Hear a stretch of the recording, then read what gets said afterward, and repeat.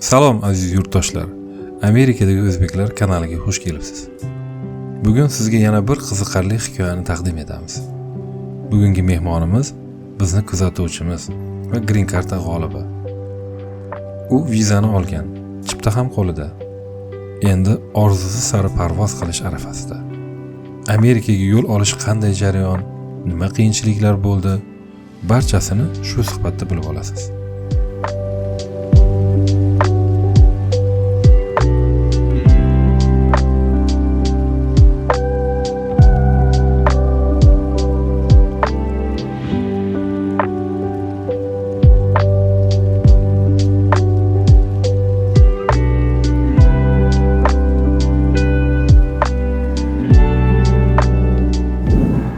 Assalomu alaykum do'stlar. Bugun bizni juda qiziq suhbat kutib turibdi. Bugungi mehmonimiz Green Card'da yutib olgan, yaqinda Amerikaga ketish arafasida turibdi, chiptalarni ham sotib olgan. Ushbu safarga qanday tayyorgarlik ko'rayotganini, boshidan nimalar o'tkazganlari haqida gaplashamiz. Qiziq bo'lsa o'tkazib olmasdan kuzatasiz degan umidamiz. Hamma bo'lsam boshladik. Assalomu alaykum Sohibjon aka, xush kelibsiz. Tomoshabinlarga o'zingiz haqida ozgina tanishtirib o'tsangiz. Assalomu alaykum. Amerikadagi O'zbeklar kanali a'zolari, uni kuzatib borayotganlar, Alisher. Xudo xolasa bunday intervyuni biz ham orzu qilgan edik. Biz ham intervyu beramizmikin deb shu kanalni kuzatib borardik. Mana Xudoga shukr, orzumizga yetib mana intervyu beryapmiz. O'zi menga intervyu berayotgan odamlar o'zi omadli insonlar bo'ladi. Shunaqa. Demak, omadi chopgan insonlar bo'ladi. Shunaqa. Tabriklayman yutib olganingiz bilan. Iloyim boshqalarga ham shu nasib qilishini so'raymiz. Ilohim, amin. Meni yoshim 48 da, Andijondanman. Green Card'da yutib, endi hozir vizalar tasdiqlanib Amerikaga ketish. Bir necha kunlardan keyin Amerikaga ketasiz. Chiptalar tayyor. Xudo xolasa. Sohibjon aka, biz Green Card o'ynash g'oyasi qayerdan keldi, qachon boshlandi? Shular haqida gapirib bering avval. Green Card'da o'ynash g'oyasi men endi bu kanalni kuzatib borardim. Amerikadagi O'zbeklar YouTube kanalini kuzatib borardim. 2022-yil Abdug'ofurni hali bir videosi chiqqan edi. Bir haftada 9000 degan videosi chiqqan edi. Endi menga unaqa puli qiziq bo'lmagan-u, menga u yerda bo'lgan sarguzashtlar qiziq bo'lgan. Qandaydir shu Amerikaga borish orzusi paydo bo'ldi menda. Puli qiziq bo'lmagan. Puli qiziq bo'lmagan, menga sarguzashtlari qiziq bo'lgan. Balki puli ham qiziq bo'lgandir. Menga ko'proq sarguzashtlari. Shunaqa ishlasa bo'larkanmi deb qiziqib qolganda, men kommentariyada bilganman. Aha. Shunaqa. Menga ham balki ozmoz puli qiziq bo'lgandir, lekin ko'proq menga sarguzashtlari qiziq bo'lgan.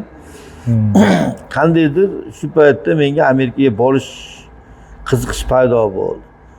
Keyin ma'lumot to'plashni boshladim. Asosan ma'lumotlarni shu Amerikadagi O'zbeklar YouTube kanalidan ma'lumot to'plashni boshladim. Keyin bilsam, bularning Telegram kanali ham bor ekan. Shu Telegram kanaliga ham a'zo bo'lib, bu kanalda ham yana ko'p ma'lumotlar berilar ekan. Har kunu tun anaqa chat yoniq turar ekan. Chatda kelib gaplashib, nima savollar bo'lsa javob olib turasiz ekan. Darvoqe shu joyda eslatib o'tamiz. Amerikada O'zbeklar YouTube kanalini ilovalarida ham qo'shib qo'yilgan. Instagram, YouTube, Telegram kanallari bor. Telegram kanallari doim aktiv, doim chat bo'lib turadi. U yerda hamma shu Amerikaga bog'liq bo'lgan, Green Card o'ynagan, yutib olgan odamlar shu yerda bir-biri bilan suhbatlashib turadi. Obuna bo'lib qo'yishingizni taklif qilamiz. Aha. Shunaqa shu kanaldan, shu asosan shu Telegram kanalidan ko'p ma'lumotlar yig'dim. Qanday o'ynash kerak, nima qilish kerak. Telegram kanalida shu yerda admin bolalar bor, shu YouTube Amerikaga ketgan bolalar bor. Shu bolalardan ko'p ma'lumot yig'dim. Ungacha Green Card haqida ma'lumot bo'lmagan, Abdug'ofur videosini ko'rganingizdan keyin Amerikaga qiziqish boshlangan. Menga asosiy sababchilardan biri, shu yerga qiziqishimga sababchisi Abdug'ofur bo'lgan. Ungacha menda Green Card haqida ma'lumot bo'lmagan. Green Cardda o'zi o'yin borligini ham hatto bilmaganman men. Green Card'ni necha marta o'ynashni yutdingiz? Avvalo shu ko'rganingizdan keyin necha marta o'ynadingiz yutgunizcha? Men yutgunim o'zi birinchi o'ynashimda. Birinchi marta o'ynadingiz. Birinchisida. Omadli inson ekansiz. 2022-yil bu nimalar videolarni ko'rgan bo'lsam, 1 yildan ortiq ma'lumot yig'dim. Chunki bu ichidagi ma'lumot ko'rayotgan ma'lumot yig'ishimdan asosiy sababi bu green card o'ynagan bilan to'g'ri nimalaringizni ma'lumotlar to'g'ri kirgizmasangiz atkaz olishga sababchi bo'lar ekan. Bunaqalarni ham ko'rib turib To'g'ri, noto'g'ri joyda to'ldirib qo'yadigan bo'lsangiz ham, hali firibgarlarga uchrab qolsangiz, ba'zi bir firibgar firmalarda o'ynab nimasini ololmagan, confirmation nomerini ololmagan, haligi ber desa katta pul so'raganlar bor. Endi haligi summalar juda katta summalar. 50 million, 100 million so'raganlarni eshitgan edik. Shunaqalarga uchrab qolmaslik uchun men 1 yildan ortiq shu aldanib qolmayman degan maqsadda 1 yildan ortiq bu kanalni kuzatdim. Hali nimalarini, adminlarini ham hammasini kuzatdim. Juda samimiy, yaxshi bolalar ekan. Kuzatishlaringiz bekorga ketmabdi. Xudo xolasa o'ynab yutganingizdan ma'lum bo'lib turibdi. Shunaqa. Aka, mana green cardda o'ynab yutganingiz ma'lum. Green cardda yutganingizni qayerdan bildingiz, qanday bildingiz, qanaqa holatda edi shu paytda? Yolg'iz edingiz, oila bilanmi edingiz? Yutgan paytingizdagi holat haqida gapirib bering. Green cardni natijasi chiqadigan kun keldi. Tekshiryapsiz shu holat. Natijasi chiqadigan kuni uyda men o'g'lim bilan ikkalamiz, katta o'g'lim ikkalamiz o'tirgandik. Uydagilar hammasi qaynotamga, qaynonamga ketishgan edi. Mehmon edi. Mehmonga. Biz o'zimiz shu kuni uyda biz katta o'g'lim bilan qolgan edik. Shu YouTube kanalida promo efir bo'layotdi. Amerikada o'zbeklar YouTube kanalida promo efir bo'layotdi. Haligi yutganlarni kim yutdi, nima bo'ldi shular haqida Abdug'ofur promo efir. Jonli efir qilayotgan payt. Ha, jonli efir qilayotgan paytda biz jonli efir kuzatib turdik. Soat 9 bo'ldi. Meniki confirmation nomerimni tekshiruvdik. Menga qandaydir xato deb nima keldi. Keyin ayolimni confirmation nomerini tekshirdik, ayolimga chiqmagan ekan. Keyin men yana o'zimni confirmation nomerimni terdik. Tergandan keyin menga yutuq chiqib qoldi. Endi boshda biz birinchi yutganimiz uchun bu haqda endi baribir ma'lumot bizda qandaydir to'liq masada ekan, yutuq qanaqa bo'lishi, chiqsa qanaqa bo'lishi haqida bizda ma'lum, endi unaqa to'liq ma'lumot yo'q edi. O'g'limga ko'rsatdi, o'g'lim ko'rchi, qani shu yutuq chiqdimi? Rostdan yutdingmi-kin? Rostdan yutdingmi-ki? Bizniki boshqacha ekansa, o'g'lim ham dada, hozir birinchi tekshirganda boshqacha chiquvdi. Bunda mana Amerikaning gerbi bilan turibdi. Yutuq bo'lsa kerak dedi. Shundan keyin hali o'g'lim ikkovimiz bir-birimizni tabriklab, xursand bo'lib kelamiz. Ota-ola bir-biringlarni tabrikladinglar. Endi hamma qarindosh, oshna-og'aynilar buni qanaqa qabul qildi? Qanaqa kutib olishdi bular eshitganda?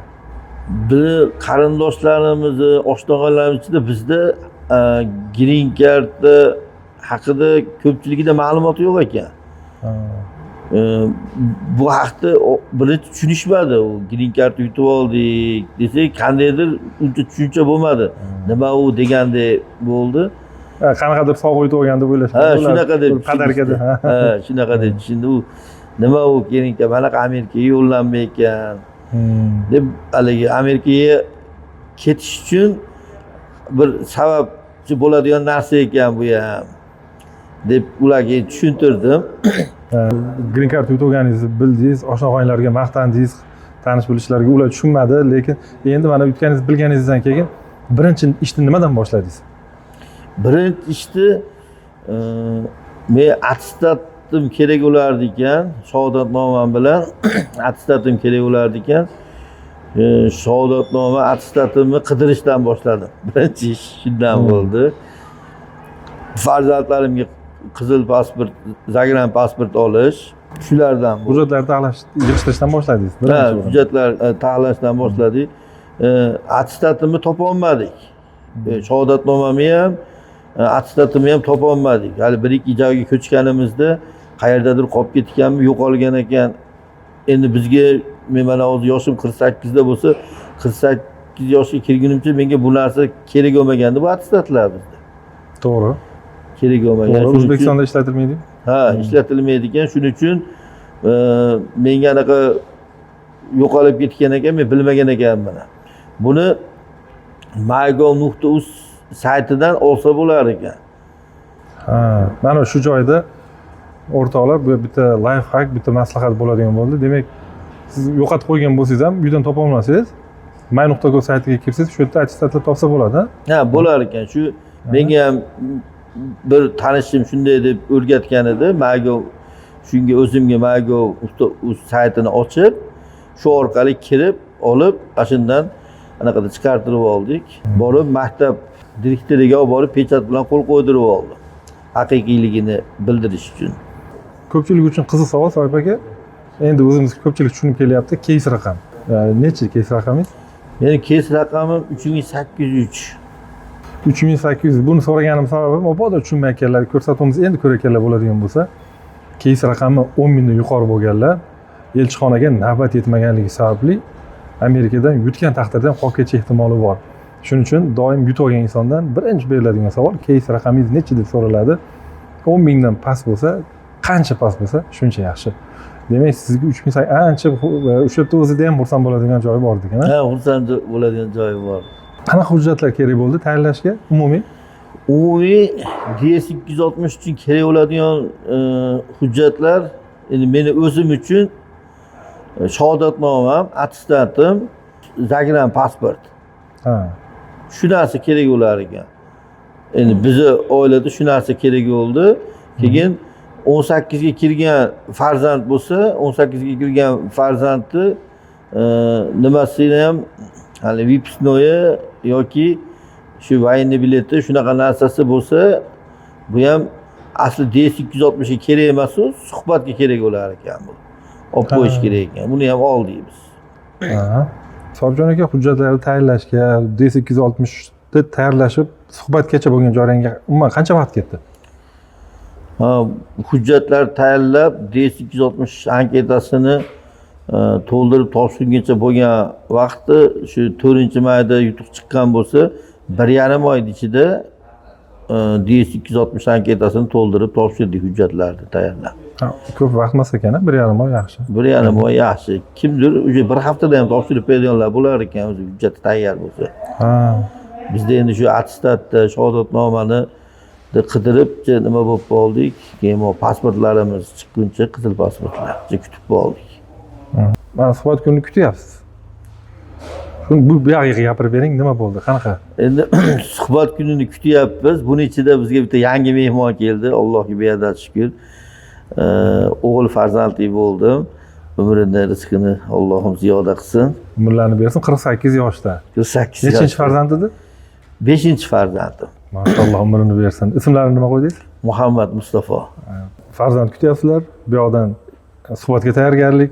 Davomini eshitamiz. Qiziq. Ha, bu endi bu farzandni ham endi 260 anketasiga kirgizishimiz kerak. Endi biz uni topshirib bo'lganmiz. U bizning 260 anketamiz o'sha Kentuckyga ketib bo'lgan, topshirilib bo'lgan. Endi uni ochib, u farzandimni qo'shtirib qo'yishimiz kerak. Bo'lmasa u farzandimizni olib keta olmaymiz. Qolib ketib qolish ehtimoli bor. U qolib ketib qolishdan ham qolib ketib qolish, keyin farzandingizni qo'shmaydigan bo'lsangiz, ularni ularga yolg'on ma'lumot berganlikda ayblanib, sizga отказ berish ehtimoli katta ekan. Ha. U yerda homilador degan narsa kiritilmas ekanmi? Yo'q, u narsani kiritilmas ekan.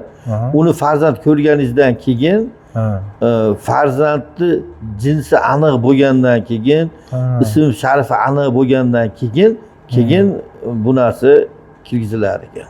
O jarayon qanday bo'ldi keyin? Qanday kirgizdinglar? Biz endi farzandimiz chillasi chiqqandan keyin qizil pasport olib, farzandimga ham shu yangi 40 kunlik bolaga qizil pasportni oldikda DS260 anketamizni ochtirib, farzandimni qo'shtirib qo'ydik.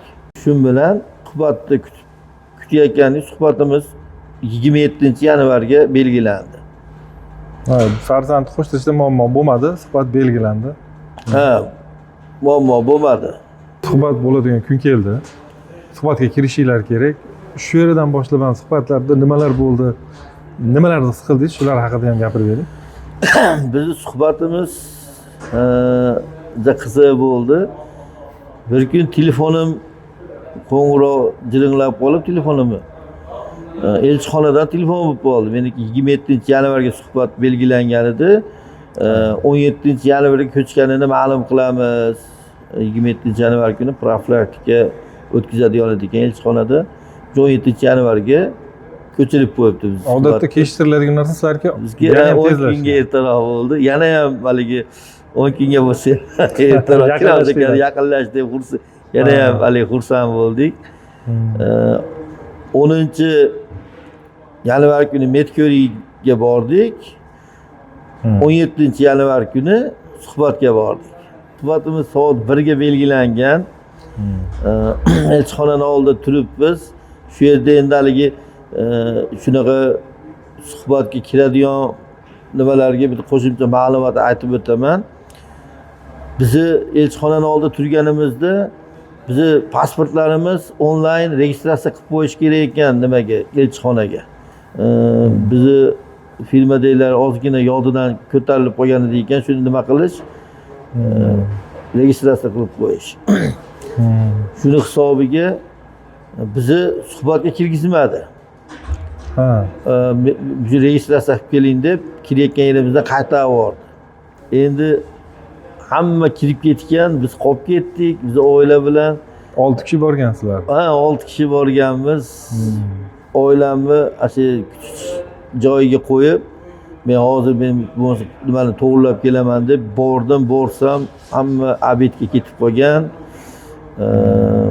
Juma kuni edi, nimalar ham jumaga borib, jumadan nari obed qilib keladigan edi ekan, juma namozidan nari 2:30 da keladigan edi ekan. Nimalar, firmalar uni registratsiya qiladigan. Unda xavotiringiz yana ham kuchayibdi-da. Sizga ozgina vaqt bergan, siz borsiz yo'q. Qiziq. Menga 20 minut vaqt bergan edi. 20 minut ichida registratsiya qilib keling deb vaqt bergan edi. 2,5 soat qolib ketdi. 2,5 soat deganda firmadagilar keldi, registratsiya qilib berdi.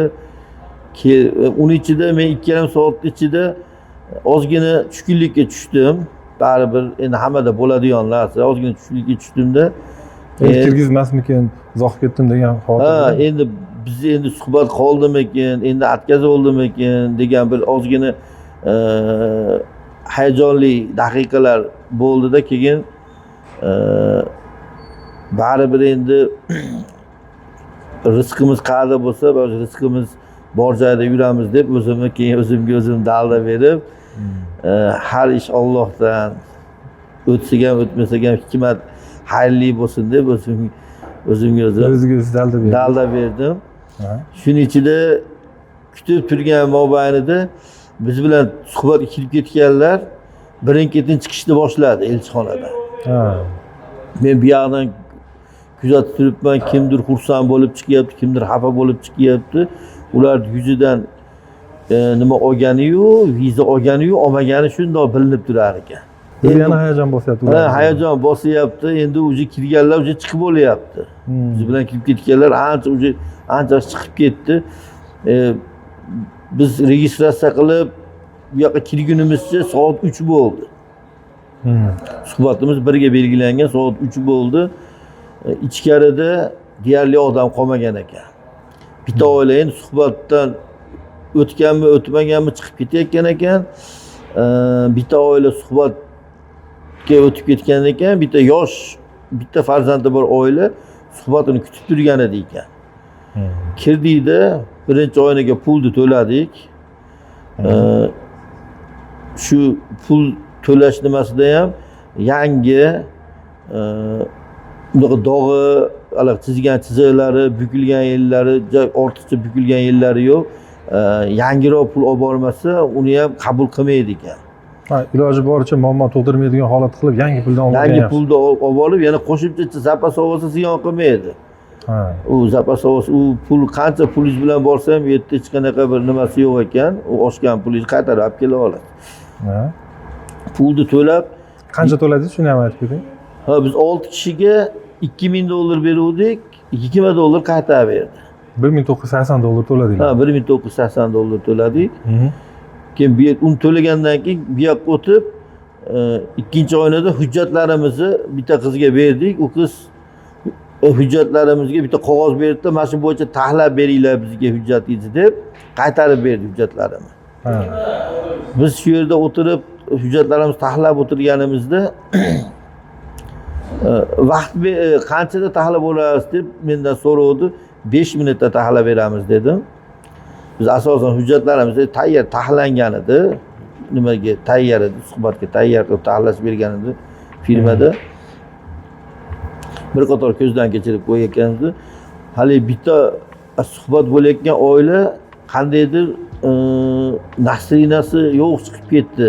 Chamamda atkazib oldi, biz bilmay qoldik nima suhbat bo'lgan. Biz bu tomondaligimiz uchun, kuchsiz aldaligimiz uchun bilmadik. Endi haligi yosh oilani suhbatga chaqirib qoldi, kirib ketdi. Ular kirib ketib, hech qancha vaqt o'tmay xursand bo'lib qaytib chiqdi. Menga aka tabriklang, vizamiz tasdiqlandi, sizlarga ham nasib qilsin deb men bilan yaxshalik chiroyli muomalada ko'rishib, xursand bo'lib, ma'lum xursandchilik, xursand bo'lib chiqib ketishdi. Keyin biz endi bir soatcha biz shu yerda qolib ketib qoldik. Hujjatlar topshirgandan keyin, tahlil berganimizdan keyin 1 soatcha qolib ketdik. 1 soat meni nazarimda balki hujjatlarimizni bir tomondan tekshirgan bo'lsa, bir tomondan biz endi balki qanday odamligimizni kuzatgan bo'lishi mumkin. Kuzatgan bo'lishi mumkin. Shunaqa suhbatda ham iloji boricha unaqa agressiv harakat qilmasdan farzandlarga, oilasiga yaxshi muomalada bo'lish kerak ekan. O'zi ne только bu nimada, boshqa payt hamda har doim. Tim bo'lib ularning yonida. Tim bo'lib ularning yonida. Ular bunaqa narsalarga e'tibor berar ekan, men ham eshitgan edim. Necha qo'pol gapirib qo'ysa ham buni e'tiborga olib qo'yishar ekan. Shu keyin meni bizni 7-oynaga suhbatga chaqirdi 1 soatdan keyin. Endi biz kirishdan oldin bir ma'muriyga tushgan bola ma'muriyga tushdim. 7-oynaga chaqirgan edi. Juda haligi suhbatni anaqa olib borar ekan, o'tish qiyin ekan degan ozgina qattiq qo'l ekan, qattiq qo'l ekan deb ma'lumot bergan edi. 7-oynada o'di, qandaydir ozgina menda yana hayajon bo'ldi. Shu bolani gapi esimga tushib, keyin yana Allohga tavakkal qildik. Bordik. Yo'q, lekin unaqa qattiq qo'l, unaqa nima emas ekan. Haligi elchixona xodimi juda samimiy ayol ekan, juda dildan, juda maza qilib suhbat qildi. Ayol kishi, qaysi tilda gaplashdinglar? O'zbek tilida. O'zi o'zbek tilini tanlagan edim. U elchi ham o'zbek tilini bilar ekan. O'zbek tilini bilar ekan. Yaxshi unaqa bemalol o'zbek tilida gapiryapti. Birga suhbatlashib, qandaydir u oldindan gaplashib yurgan odamdaqa bir samimiy suhbat bo'ldi. Sizni ko'ngliga yaqin olsiz demak. Ha, shunaqa. Ko'ngilga yaqin. Suhbat jarayonida nimalar, qanaqa savollar berdi? Shu ham qiziq. Suhbat jarayonida nimadan keyin maktabni tugatgandan keyin o'qimaganmisiz biron joyda dedi. Yo'q, o'qimaganman. Biz oilaviy sharoitimiz bizni u paytda shu ishlashni taqozo qilgancha ishlaganman men. Hunar o'rganganman. Hozirgacha shu hunarimni qilaman dedim. Keyin nechta farzandingiz bor dedi. 5 ta farzandim bor dedim. Buni farzandlarni masalan o'zi ginin katta yoshidan baland katta bo'lib qolgan bo'lsa ham, lekin DS260 ga qo'shish kerak ekan. Va buni ham so'raydi ekan. 21 yoshdan katta farzandlarni baribir o'zini olib keta olmaysiz, lekin nimada DS100 da bo'lish kerak ekan farzand. Baribir qo'shish kerak bo'lar ekan. Qo'shish kerak ekan. Uni qiz bola bo'lsa turmushga berib yuborgan bo'lsangiz yoki uylangan katta farzand o'g'lingiz bo'lsa ham qo'shish kerak bo'lar ekan. Ha, qo'shish kerak bo'lar ekan. Men shu katta farzandim qiz edi. Qizimni DS260 ga qo'shganman. Qizimni nimada kuyovimi ham anaqasi yozilganda ism familiyalari buni qo'shib qo'yish kerak ekan. Ular suhbatga bormaydi, lekin borchadi. Yo'q, lekin suhbatga bormaydi ular. Ular Amerikaga ketish uchun da'vogar emas-da? Yo'q, da'vogar emas.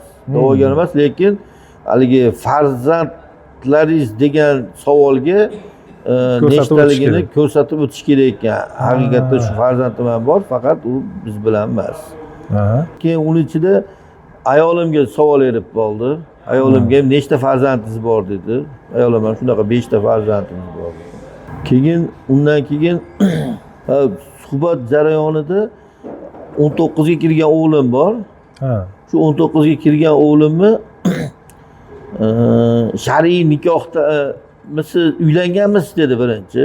Keyin menga harbiy xizmatda bo'lganmisiz dedi. Ha, harbiy xizmatda bo'lganman deb harbiy xizmat bo'lgan joylarimni nimasini aytganimdan keyin yana o'g'limga qarab turib, shar'iy nikohda bir nimangiz bormi? Shar'iy nikohdamisiz dedi. Chalg'ituvchi savollar beryapti. Keyin o'g'lim yo'q deb javob berdi. Keyin undan keyin yana 16 yashar o'g'limga borgandan keyin nima qilmoqchisiz dedi. Doğuda o'qiyman dedi o'g'lim ham. Men borib o'qiyman. Yaxshi Amerikadagi yaxshi universitetda o'qishni niyat qilganman dedi. Shunaqaligi biz oxirida kirganimiz uchun, hali boshqa bizdan keyin unaqa suhbatda odam yo'qligi uchun elchi ham bemalol gaplashdi. Unaqaligi shoshilish bo'lmadi. Odatda rosa ko'p tiqilinch bo'ladi. 7 ta ana suhbatlashadigan joy bo'lsa, har bittasida odam turgan bo'ladi deb aytishardi. O'zim ham kirib chiqqandim, shunga guvohi bo'lganman. Elchixonaga bir kirib chiqqanman. Sizlarda juda zo'r holat bo'libdi. Xoli, samimiy, bemalol gaplashadi. Bemalol, xotirjam gaplashdik. Uni juda haligi qiziq suhbatlar bo'ldi. Ba'zi suhbatlar hozir endi esimga kelmayapti, gap nimalari, bergan savollari ko'proq DS260 da nimani yozgan bo'lsa, shu haqda savol bo'ldi. DS260 da nimani yozgan bo'lsangiz, shu haqda savol berar ekan. Ashini siz o'zingizni asosiy o'zingizni hayotingiz haqida yozilar ekan, u yerda nima kim bo'lgansiz, nima bo'lgansiz, shu haqda bo'lar ekan. Shunga to'g'ri javob bersangiz, xudo xolasa ularda shu dokumentdagi hujjat yozilgan narsalarni siz gapirayotganingizda ishontira olasangiz haqiqatligiga. Ular uni tekshirib ko'radi. Shu savollar beriladigan holatda, demak. Ha, shunaqa. Mabodo qayerdadir shubhalanib, shubhaga o'rin tug'diradigan javob beradigan bo'lsangiz, keyin bundan o'zlari yo ma'muriy qiladi. Ma'muriy nimasida ham gapirib o'tib ketmoqchiman. Aytib o'tgandek, ma'muriy deganda avvalgi suhbatimizda ham gapirgan edik. Agar nimadandir shubhalanib qolsa, siz keltirgan ma'lumotlarda siz javob berayotganingizda u ishontira olmasangiz yoki ishonmasa, qandaydir aldayapti degan his-tuyg'u paydo bo'ladigan bo'lsa, shunda sizni ma'muriy tekshiruvga qo'yib qo'yar ekan. To'g'rimi? To'g'ri, shunaqa. Shunaqa. Suhbat bo'ldi, savollar berdi. Shu suhbat bo'layotgan jarayonda 3-chi farzandimni qandaydir ko'ngli ozib, ko'ngli aynib, o'zini yomon his qilib qoldi. Endi haligi darrov men ham haligi suhbatni nimasida u farzandimga ko'proq e'tibor qaratdim. Elchi ham bir anaqa chaqirib beraylikmi, yordam kerakmi, doktor chaqirib beraylikmi, hammasi joyidami deb u elchi ham ozgina xavotirlandi. Ular juda bir bolalarga nimasi mehri baland bo'lar ekan. Juda haligi qandaydir yordam qilgisi kelyapti, shu gap so'zidan, nimalardan, muomalalardan o'zi bilib turasiz. Shunaqangi haligi samimiy, haligi iloji bo'lsa chiqib yordam bergisi kelyapti bizga. Mana kichkina o'g'lingizni tobi qochib qoldi. Og'zini yopib, og'zini yopib, qandaydir ko'ngli ozib, shunaqa bo'layotgandi. Hali elchi ham o'zi ham ozgina bizga nimalar bo'ldi. Keyin katta o'g'limni, kichkina o'g'limni nimaga olib o'tib ketdi, chekkaroq joyga.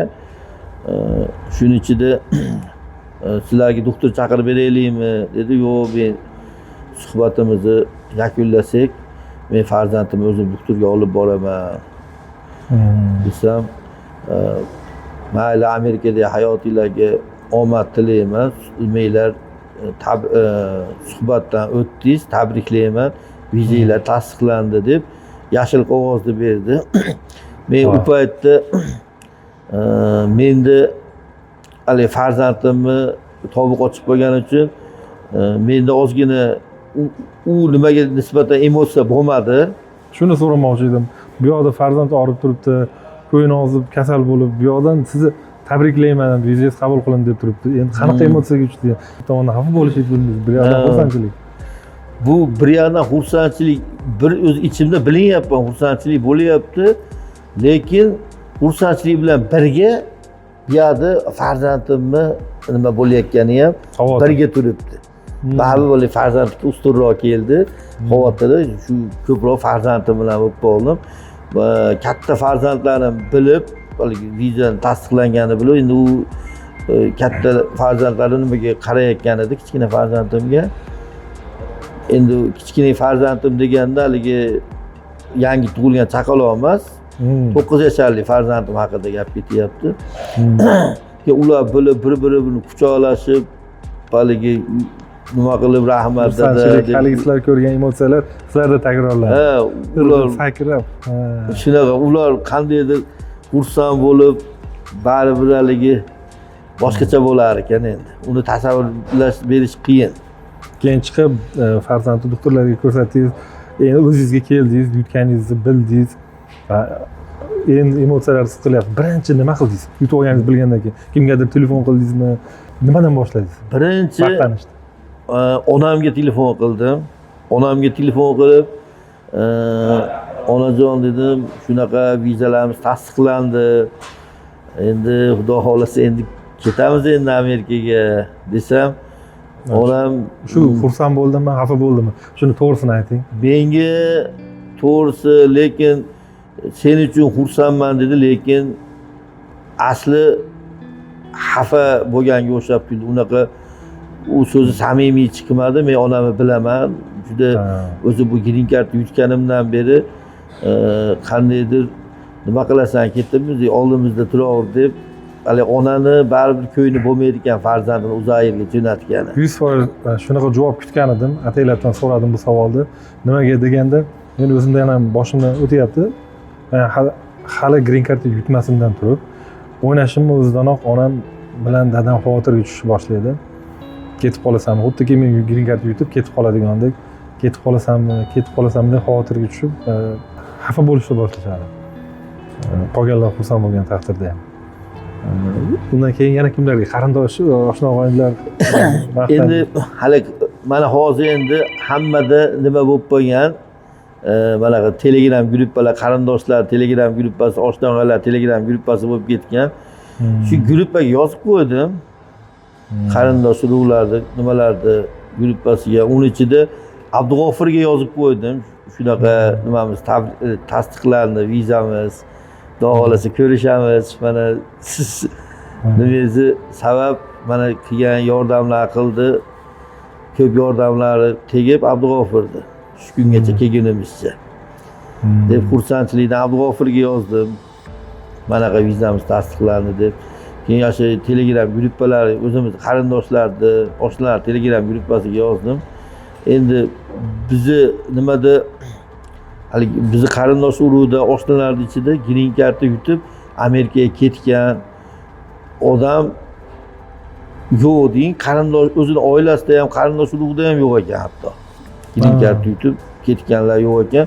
Endi ba'zi bir tanishlari bor ekan, unaqa yaqin tanishlari emas ekan. Shuning uchun bizni nimalarda unga nima haqida ma'lumot yo'qligi uchun anaqa bo'lmadi. Men ularning uncha emotsiyasini sezmadim.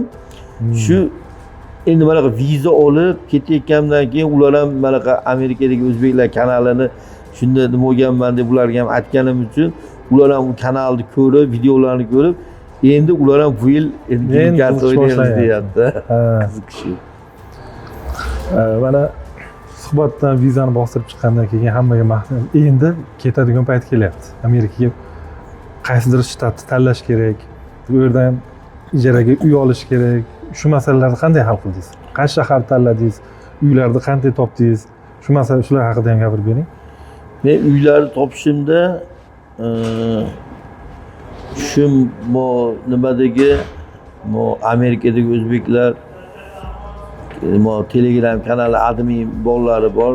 Birinchi o'rinda Abdug'ofur, keyin mana Mirzohid, Azbek, Rasuljon, Ibrohimjon, yana bir qolganlari asosan shu ko'p nimalarni yordami bilan u yerdan uy topdik. Hozir bularni o'zimizni hamma tanishlari aytishiga qaraganda Amerikadagi Filadelfiyani tanlagansiz. Ha, bular Filadelfiyada turarkan shularga yaqinroq joyga borib, ishim haligi borib ish boshlashimizga ham oson bo'ladi. Chunki bular bilan shunaqa bo'lar ekanki, mo kanalga a'zo bo'lganingizdan keyin ular bilan kunora gaplashib bitta oiladek bo'lib ketasiz ekan. Ha, aka-uka qadrdon. Ha, qadrdon bo'lib ketasiz ekan. U yerda nima ish qilish kerak, qanaqa bo'lish kerak, hamma yo'qdi. Bularda haligi yashirinmasdan, ochiq oydin, samimiy bular sizga yo'l ko'rsatar ekan. Bu nimaga buni endi haligi o'z manaqa a'zo bo'lib, shu green card o'ynaganingizdan keyin bu yerga a'zo bo'lib nima bo'lganidan keyin bildim bu nimani. Juda haligi ular bitta oiladek gap ekan bular nimasi. Juda bir-biriga mehribon, yaxshi nimalar ekan.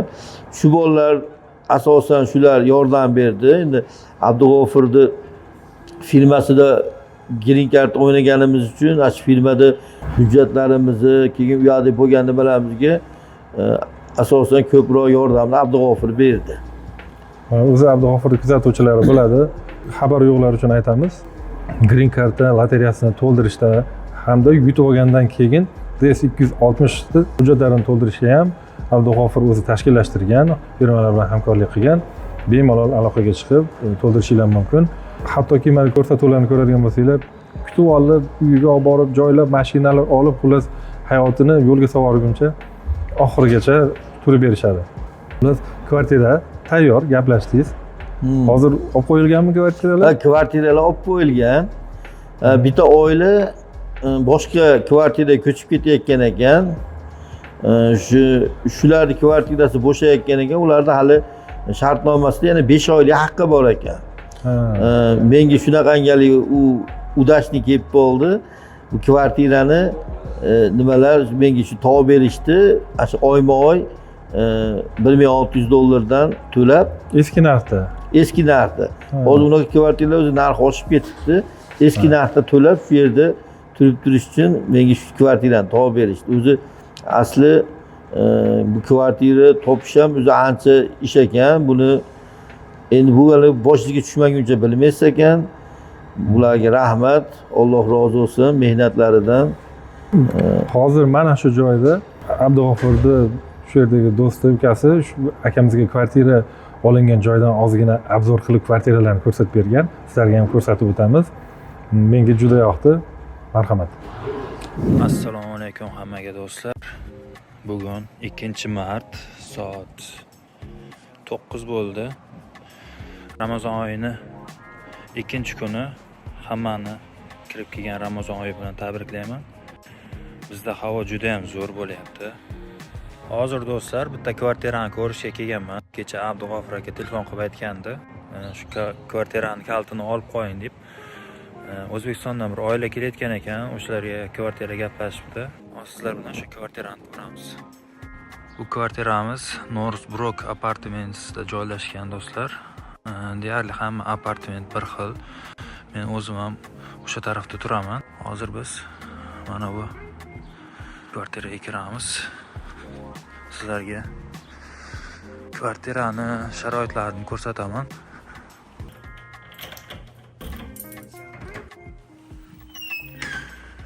Do'stlar, kvartiramiz sit yoqamiz. Torsak sit yonar ekan. Kvartiramiz 2 xonali ekan.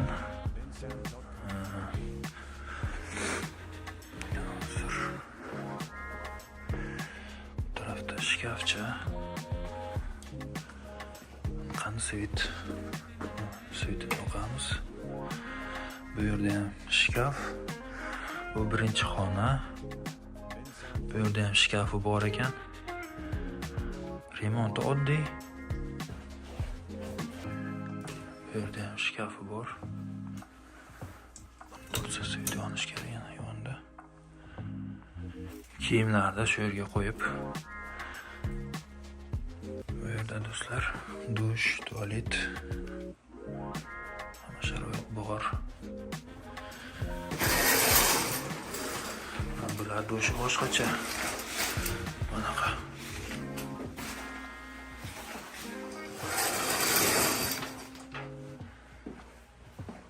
Keyingi xona. Ikkita xona ham o'xshash. Bu salgina kichkinaroq ekan bolalar uchun menimcha. Bu yerda ham svit yo'q.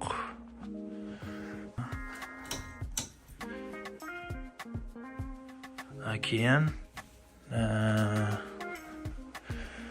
bularni nima deydi? Zaryadga qo'yadigan joyi anaqa bo'ladi, 3 talik. O'zbekistondan olib kelganda meniki ham tushmagan. Mana shu yerdan kelib olasiz, trойник. Bu yerda televizor uchun antena gilam to'shasizlar. Kelib mana bu konditsioner pechkalarni shu yerdan boshqariladi. Mana joydan havo chiqadi. Har bitta xonada joy bor, mana shunaqa joy. Hamma sharoit bor. Gaz, xolodilnik ishlab turibdi mana do'stlar. Mana shu zo'r sharoitlar. Bu yerda ham bu yer zal, bu xona hisoblanmaydi do'stlar. Ikkita xona, ikkita bedroom do'stlar. Bitta, ikkita.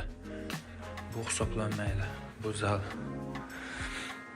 Mana kvartirani ham gaplashdim deyapsiz. U yerda endi bu yoqqa chipta olish kerak. Bungacha umumiy shungacha bo'lgan xarajat bilan shu paytgacha qancha xarajat ketdi sizda? Shu paytgacha metr ko'rikka $1300 metr ko'rikka to'lov bo'ldi. $300 yaqin vaksinaga nima bo'ldi? Endi so'mda to'landi, lekin nimaga hisoblasak shunaqa bo'lyapti.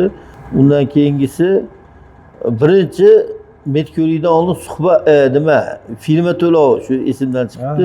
$500 oilaliklarga $500, bo'ydoqlarga $400 ekan. Biz oilalik bo'lganimiz uchun $500 firma to'lov qildik. Undan keyin metr ko'rik $1600 nimasi bilan. Undan keyingi to'lovimiz $2000 suhbatga. U suhbatdan o'tib olib vizamiz tasdiqlangandan keyingi xarajatlar oilaviy $3200 ga bilet oldik. $3200 ichida 5 ta bilet, chaqaloqqa bilet bo'lmaydi ekan, 5 ta bilet. Biz oldi qatordan, oldimiz keng joydan 3 ta o'rindiq tanlab oldik. Alohida tanlab olishlar ichida bitta o'rindiqning narxi 202 ming so'mdan ekan. Biz 3 taga o'zimga, ayolimga va 3-farzandimga oldi keng joydan o'rindiq tanladik. Bu bilet narxidan tashqari, u joy tanlash yana yo'q, ash $3200 ichida. $3200 ichida общий narx shunaqa chiqdi. U tanlashi bilan shunaqa narx chiqdi. Ha, aslida undan arzonroq bo'lishi mumkin. Siz tanlaganinglar uchun qimmat bo'ldi. Shunaqa, hozir biz nima bo'lgan bo'lsa, agar tanlab nima qilmagan bo'lsa, 3100 ga ham bormardi. Biz $100 joy tanlashga va bitta qo'shimcha 23 kilolik bagaj olishga to'ladik. Biz olib ketadigan buyumlarimiz, narsalarimiz ko'pligi sababli biz qo'shimcha bagaj oldik bitta. Boeing 787 o'rindiqlarni joylash tartibi ekonom klassiki. Mana A, B, C, D, E, F, G, H, J. Mana shu holatda joylashar ekan mana. Bu uchala joy biz sotib olgan joy. Oldimiz keng joyni sotib oldik biz. Sotib olish narxi har bir kishiga 202 mingdan ekan. Bu ham mana ozgina yangilik bo'ldi. Siz o'zingizga ma'qul kelgan joyda ham ozgina pul qo'shib turib sotib olib shu joyda egallashingiz mumkin ekan. Keyin yana bitta shu joyda savol, bagaj degan joyingizga u yoqqa mana ketishdan oldin nimalarda olib olish kerak ekan? Siz nimalarda olib olyapsiz? Amerikaga ketayotganlarga, yaqinda ketadiganlarga nimalarda olib olishni tavsiya qilasiz? O'zingiz misolingizda. Meni o'zimni endi men ham ko'proq u yoqqa ketgan bolalardan ma'lumot yig'dim. Ma'lumot yig'ib turib, endi bularning ichida o'zimga keraklilarini olib qoldim. Bu ma'lumotlardan o'zimizni keraklarni asosan bir qatordan kiyim, kuzgi, bahorgi, endi biz yozga yaqinlashib ketayotgani uchun yoznikini ikki qator qilib oldik. Keyin qishki kiyim. Bir qatordan. Qishga ham kiyim olib oldinglarmi? Ha, qishga ham bir qator oldik. Baribir sovuq bo'lishi mumkin borganimizda, har xil holat bo'ladi deb bir qatordan kiyim oldik. O'zimizda shu uyda ishlatiladigan plastikda, naliska, shunga o'xshagan narsalar asosan shu o'zimiz uyda ro'zg'orda ishlatiladigan shunaqa narsalar. Keyin asosiysi men o'zimni yaxshi ko'rib ishlatadigan san'at texnika sohasida ishlatadigan asboblarim bor. Ashlar hammasini emas, ma'lum bir qismini, ozginasini haligi nima uchun shuni olib olyapman endi o'zim uchun. Bu demak santexnika bilan shug'ullanasiz bu yerda, kasbingiz haqida aytib o'tdingiz. Ashli haqida ham ozgina gapirib o'tib keting. Ha, men kasbim o'zi asli kafilchi usta bo'lganman. Santexnika sohasida men o'zi chin yurakdan yaxshi ko'raman. Santexnika sohasini mana 15 yildan o'tdi men santexnika sohasida ishlayotganimga. Biz o'zimizda ko'p katta bino nimalarni qilganman. Hatto mana Andijon shahardagi Devonovoy masjidi hozir isitish tizimlarini qilib berganmiz. Andijon shahrida eng katta masjid. Eng katta masjid. O'ziga 15 ming odam sig'diradigan katta masjid. Shuni isitish tizimlarini qilib berganman. Shunaqa juda bir o'zimni kasbimni sidqidildan yoqtiraman men, yaxshi ko'raman. Ona asboblarni olib ketayotganingizga bekor emas. Shularni ham qandaydir har zamonda ushlab turasiz. Uni ushlab qandaydir xumori tutib qolganda sal u yer bellari sal kavlab turaman. Shunaqa. Yaxshi. Endi Amerikaga borgandan keyingi rejalar qanaqa? Nima ishlar bilan shug'ullanmoqchisiz? Amerikani qanaqa tasavvur qilyapsiz? Endi Amerikaga borgandan keyin yana ham aniq bo'ladi qanday bo'lishini. Bizni hozirgi tasavvurimiz borgandan keyin birinchi boshlagan ishimiz el qatori, hamma qatori shu taksi, dastavka xizmatidan boshlaymiz. Nasib bo'lsa katta mashinaga, trakka chiqib, shunda Amerika shtatlarini kezish o'zi asosiy orzu shu bo'lgan. Shu nimalarni shtatlarni aylanib Abdug'ofur ko'rsatgan joylarni o'z ko'zingiz bilan ko'rib, ko'zim bilan ko'rib, shu orzu bo'lgan, shularni qilish. Keyin o'z sohamda ham bir shu yerda keyin bir o'zimni keyin sinab ko'raman. To'g'ri. To'g'ri yangilik. O'zingiz yaxshi ko'rgan kasb o'sha yerda hamma trakchi bo'lib ketavermaydi-ku, to'g'rimi? Santexnika ham kerak. Sovchan aka, mana hali aytdingiz, onam tabrikladi-yu, lekin ichidan ozgina baribir haligi ketib qolayotganimga xafa bo'ldi dedingiz. Kelajakda O'zbekistonga qaytib kelish niyati bormi? Endi buni vaqt ko'rsatadi. Xudo xolasa qaytib kelish niyatimiz bor, lekin avvalo borgandan keyin yana ham bilamiz. Men ko'proq o'zim hozirgi paytdagi niyatim ota-onamni bu yoqqa olib ketish. Bu yoqqa olib ketish. Shunaqa. Shu yoqqa olib ketib, shu yerlarni ko'rsatish. To'g'ri. Shunaqa niyatim asosan. Yosh kattalar o'zi uydan chiqsa kelmay qoladi. Agar ularni ko'ndirib olsangiz, shu yoqqa olib ketganingiz haqiqatan ham yaxshi variant. Hech bo'lmaganda borib bir ko'rib kelish uchun olib ketish, shunaqa niyatim bor. Yaxshi. Sobjon aka, Green Cardda hali o'ynamaganlarga, o'ynab qo'yganlarga, suhbatga tayyorgarlik ko'rib turganlarga o'zingizni bir niyatlaringiz, tavsiyalaringiz bo'lsa, qisqacha qilib bir tavsiya berib qo'ysangiz, tilaklaringizni bildirib qo'ysangiz. Green Cardda o'ynamaganlar shu oktyabr oyida Green Card o'yini boshlanadi. Shu oktyabr oyida shu Amerikadagi o'zbeklar kanaliga, Telegram kanaliga kirsanglar, shu yerda Shu Abdug'ofurni o'zini nimalari bor, o'ynab berishadi. Shu menga ham shu bolalar o'ynab bergan. Men bularni tavsiya qilishim sababi keyingi jarayon oson bo'lar ekan. Bular bilan bo'ladigan jarayon keyin haligi qiyinchiliklarni deyarli sezmaysiz ekanda, yutuq chiqqandan keyin juda ko'p narsada yordam qilar ekan. Juda ko'p narsada yordam qilar ekan. U biz o'zimiz ko'p shu narsaga guvoh bo'ldik. Bunaqa boshqa filmlarda o'ynab qo'yib, qiyinchiliklarga uchrab, hatto meni o'zimga ham Telegramga ko'pchilik yozib, kimda nima qilyapsiz, qanaqa bo'lyapsiz, bizga Amerikadan uy topishimiz kerak, xizmatimizni beramiz, bitta uyni kimni uyini topdingiz, shunaqangi savollar ham menga juda ko'p keldi.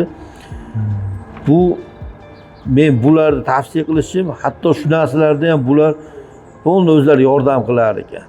Qiyinchilik ko'rmaysiz ekan. Bu yerga haligi o'ynab kulib qolasiz ekan. Muammolar hal bo'ladi. Muammolar hal bo'lar ekan. Shuning uchun Green Card'dan shularni filmasida o'ynashinglarni tavsiya qilaman. Bu yerda reklama ham ketdi.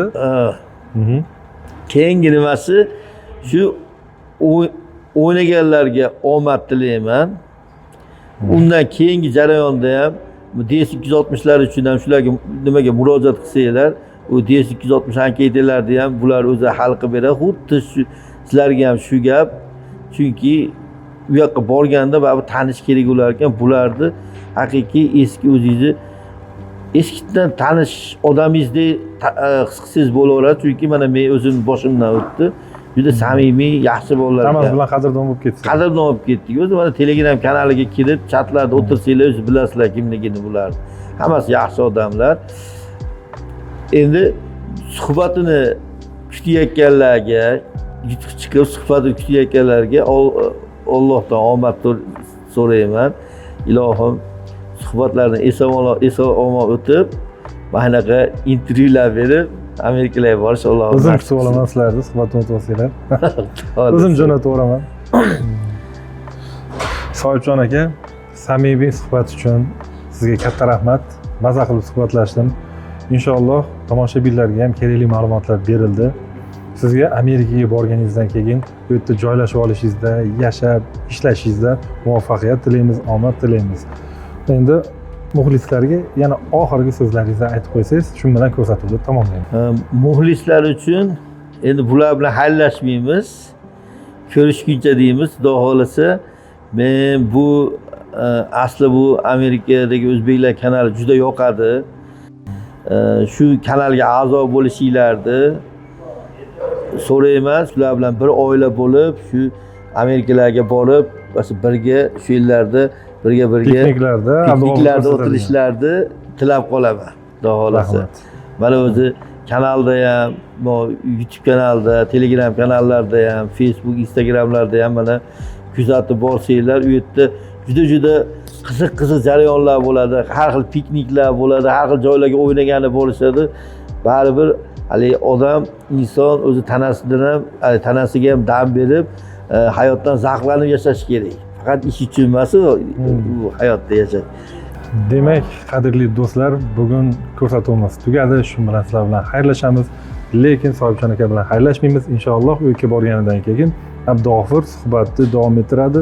U yerga borgandan keyingi moslashuv jarayoni, qanaqa mashina oldi, qanaqa uyga joylashdi, nima ish qilyapti. Albatta bizga obuna bo'ling, ko'rsatuvimizni ko'rishda davom eting. Ko'rishguncha xayr, salomat bo'ling. Sizga ham rahmat. Rahmat.